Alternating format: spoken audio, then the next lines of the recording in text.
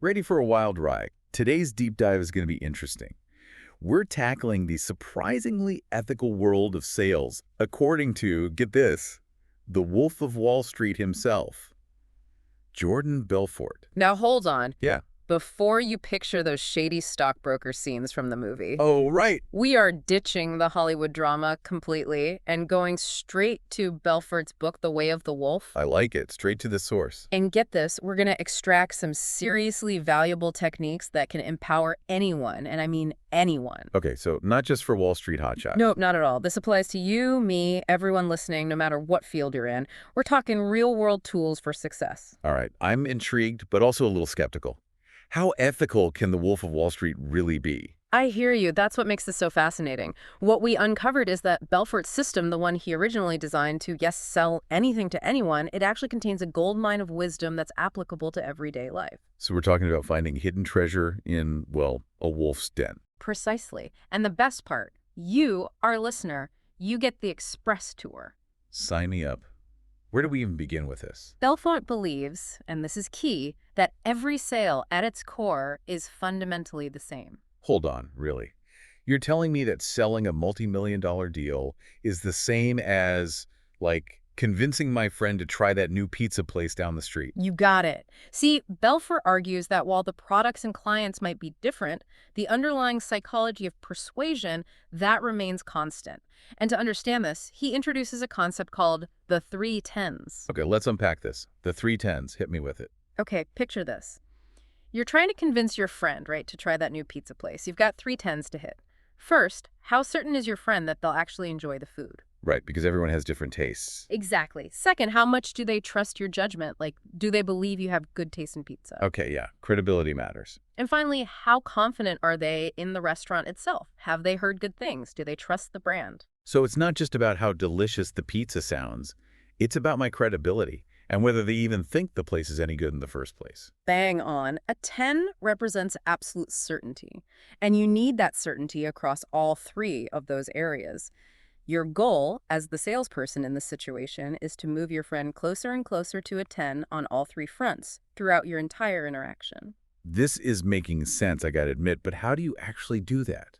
Like convincing someone, that takes time, right? That's where things get really interesting. Belfort says you have about 4 seconds only, to make a killer first impression. 4 seconds. That's barely enough time to say, hey, try the pizza. And that's precisely why mastering those initial moments is absolutely crucial.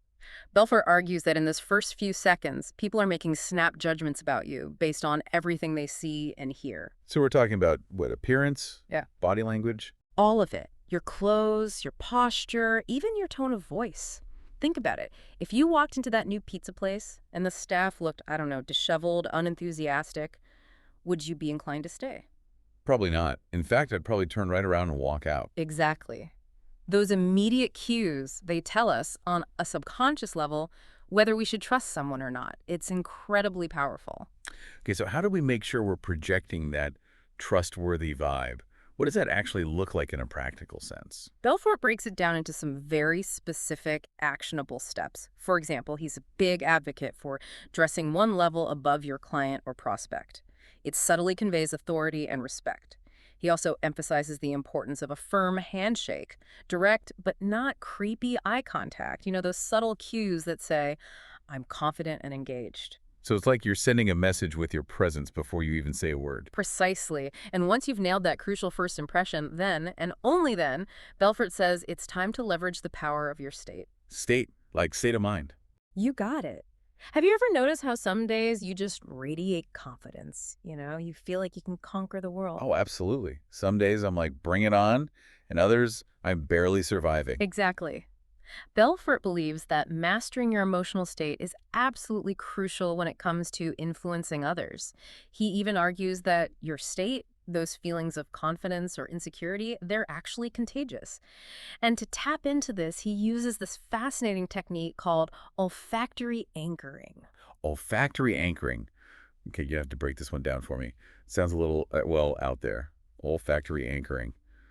Okay, you're going to have to break this one down for me. It sounds a little, well, out there. It might sound a little strange, sure, but it's actually based on a pretty simple principle.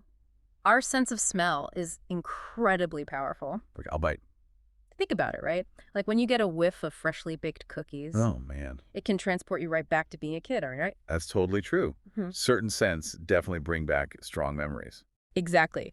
So Belfort, he taps into that power by combining traditional NLP anchoring techniques with specific scents. Let's say, for example, Okay. your ideal state, let's say for a big meeting, is that feeling of like quiet confidence, like the kind you get after a really good workout. Yeah, I could picture that. So Belfort would say, okay, anchor that state, that feeling to a specific scent. So maybe it's a hint of your gym bag, right? Or a particular essential oil blend, something that really captures that feeling for you. So are you saying, like, next time I have a big presentation, I should just sniff my gym bag and bam, instant confidence? That's the idea. I know it might sound a little wild, but think about it. How many athletes have those pregame rituals, to get in the zone? Yeah, that's true. I never thought about it like that. This is just like a more targeted approach to that same principle. Okay, I'm definitely adding Find My Power scent to my to-do list. But let's move on for now. Yeah. We've talked about nailing those first 4 seconds. We talked about mastering our state.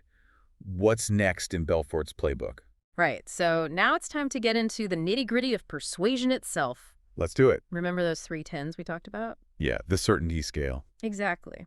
Well, Belfort argues that by strategically using your voice, you can directly influence how someone feels about you, about the product, about your company, the whole 9 yards. Wait, hold on. Are you saying that just by changing the tone of my voice, I can make someone more likely to, I don't know, trust me? Or even be excited about what I'm saying? Absolutely. He introduces this concept he calls the 10 core influencing tonalities. Think of it like having a toolbox full of vocal techniques. Okay, now you have to give me the details. What are these tonalities? Give me the insider secrets. All right. One example is the I care tonality. I care tonality. Go on. So imagine you're talking to your friend about that pizza place, right? Instead of just launching into, oh my God, the pepperoni is amazing, you start by saying something like, I know you've been working so hard lately. I thought a fun night out would really help you unwind. Ah, I see. So it's about conveying genuine empathy, like you actually understand where they're coming from before you dive into your whole pitch. Precisely. That subtle shift in tone, it can make a world of difference. Then there's the absolute certainty tonality. This one's all about projecting confidence, authority. Yeah, I can see how that would be crucial. Right. Especially when you're trying to, close a deal or help someone make a big decision. Makes sense. Belfort even has one called I Feel Your Pain, which is all about acknowledging objections and concerns, but in a way that makes the other person feel heard. So it's not about just dismissing their doubts, but actually validating them and then, of course, offering a solution. Exactly. It's about guiding the conversation, not bulldozing through it. And here's the best part. These techniques, they aren't just for those high-pressure sales situations. You know what? I was just thinking I could totally use this with my family. Like, next time I'm trying to convince my brother to try a new recipe, I'm whipping out the I care tonality. Exactly. And that's what Belfort wants you to see. These techniques, they're all around us. And once you become aware of them, you can use them consciously, ethically, to improve your communication in all areas of life, not just in a sales context. This is pretty mind-blowing stuff. Yeah. We've covered so much, from those first 4 seconds to the power of scent. But there's one thing I'm still kind of curious about. Objections. Yeah, what about them? Even with the best tonality, the best first impression, people are still going to have doubts, right? Of course, objections are just part of the game. So how do we handle them effectively? Well, Belfort, he has this technique he calls looping. It's a way to gracefully and effectively overcome objections without derailing the whole conversation. You know what I mean? It's almost like a dance move. Looping. Right, like you're smoothly maneuvering around obstacles on the dance floor. I like that analogy. So it's not about, engaging in a debate or forcing your viewpoint on someone. Not at all. It's about strategically addressing the objection, for sure, but then gracefully redirecting the conversation back on track. Yeah. Okay, so instead of getting defensive or launching into a rehearsed rebuttal, Right. we're going to kind of flow with it. Exactly. It's about being adaptable. So let's say, for example, you're telling your friend about this amazing new pizza place, right? Okay, I'm with you. And they hit you with the, yeah, but I'm trying to eat healthier. Lots of objection. Right. So instead of arguing that pizza can be healthy, which, let's be honest, sometimes it's a hard sell, Yeah. you could say something like, I totally get it, I hear you. They actually have incredible salads there, too. Plus, they use all fresh, locally sourced ingredients for their pizzas, so you can indulge, without the guilt. Okay, so you've acknowledged their concern, you've subtly addressed it, and then seamlessly transitioned back to the benefits. Exactly. It's a way of reframing the objection, so to speak. It's like magic, but with words. And the best part is, Belfort breaks this technique down into a simple three-step process that anyone can use. So Okay, give it to me. first, you have to identify which of those three tens the objection is actually stemming from. Ah, right. Because like we talked about, those are the three pillars, right? Exactly. Is it uncertainty about the product itself, or about you as the person, or maybe the company as a whole? You got to figure that out first. Makes sense. Once you've done that, once you've identified the root of the objection, you can tailor your response accordingly. Okay, so give me an example. Like, let's say you're selling that new software program, and the potential client says, look, this seems great, but I'm just not sure if my team will actually use it. Perfect example. So there, you're dealing with uncertainty about the product itself, right? Yeah, maybe they're picturing a clunky interface, or it seems too complicated. Exactly.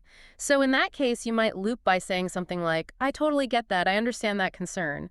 A lot of our clients, they were initially hesitant about their team's adoption rate as well. That's why we offer those comprehensive onboarding and training programs, to ensure a smooth transition for everyone. So you're essentially saying, hey, I understand you're worried about this specific thing, but here's how we've addressed that. And by the way, other people felt the same way, but they ended up loving it. Exactly. You're providing that reassurance, that social proof that helps lower those barriers. It's all about building that certainty step by step. Exactly. And Belfort doesn't just tell you to loop, he actually gives you a whole arsenal of specific language patterns, almost like, Like cheat codes. yeah, like cheat codes, exactly. And they're all designed to dismantle those objections and move the conversation forward in a natural, ethical way. Okay, I love it. But let's be real. What about those people who are like hardwired to resist? You know, the ones who need a ton of reassurance before making a decision. Oh, I know exactly the type. How do you handle those personalities? Well, Belfort calls this the action threshold. It's essentially how much certainty does someone need before they're willing to take action, right? Well, some people have a really high threshold. They need a lot of convincing. Exactly. And while you can't necessarily change someone's innate threshold, you can strategically lower it. Okay, I'm listening. Lower it. How do you do Okay. that?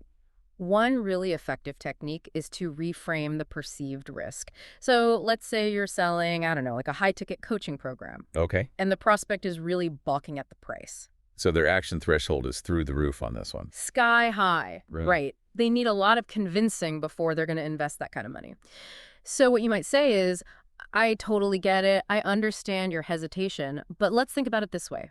What's the cost of not investing in yourself and your business right now?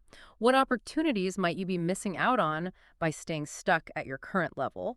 So you're kind of shifting their focus, right? From what if I lose this money to what if I miss out on even more by not taking action? Precisely. It's all about reframing the perspective, helping them see the bigger picture, the long game, and Okay. sometimes you actually need to add a little bit of pain to highlight that cost of inaction. Add pain.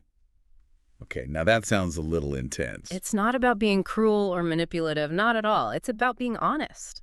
Sometimes people need a little nudge, a little reality check to see that staying stuck, staying where they are, it's actually more painful than taking a leap of faith and making a change. So less about inflicting pain and more about illuminating the pain that's already there. Exactly. For example, you might say something like, I get it. Making a big decision like this, it can feel overwhelming for sure, but let's be honest, how much longer are you willing to tolerate insert their current pain point? How much is that costing you? In time, in money, in your peace of mind, whatever it might be, right? This program, it's designed to help you break free from that cycle and create the future you deserve. It's like you're saying, look, I get it, change is scary, but staying stuck, that's slowly draining you. Let's choose a different path. Exactly. And that's what's so brilliant about Belfort's system. He doesn't just give you these sales scripts and techniques. He gives you a framework for understanding human psychology. Yeah. For navigating objections with grace, for ethically guiding people towards decisions that are actually beneficial for everyone involved. It's like he's saying sales isn't about manipulation, it's about connection. It's about creating win-win scenarios. Exactly. And that's a philosophy we can all get behind, right? Absolutely. And it's something that can benefit us in all areas of life, not just in the boardroom or on the sales floor. I love it. You know, this whole deep dive has been really eye-opening. I feel like I have a whole new toolkit for communication, for persuasion, for just understanding how people tick. Me too. So as we wrap things up here, any final words of wisdom for our listeners? Just remember this. True persuasion, it always comes from a place of authenticity, a place of empathy. So seek to use these tools, this knowledge that we've talked about, to guide them towards a decision that feels good for everyone involved. Words to live by. All right, everybody, go forth and persuade with confidence, with integrity, and of course with a little dash of that straight line magic.